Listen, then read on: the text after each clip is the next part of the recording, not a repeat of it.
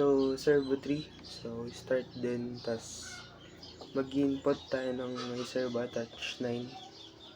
Then, maglalagay din tayo ng Sierra Begin 9600.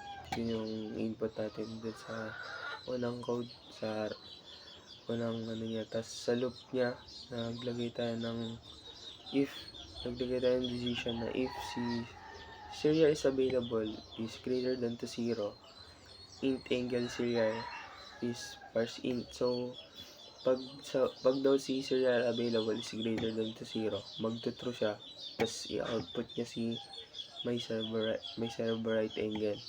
If hindi naman less than 0 yung si serial available, magpo-fall siya kasi ang naka-default or nilagay natin na na decision dito if greater than magto-true. If greater than to 0, mag-true siya, tas end. If less than naman, mag-end siya agad kasi yun yung decision na nilagay natin, greater than to 0.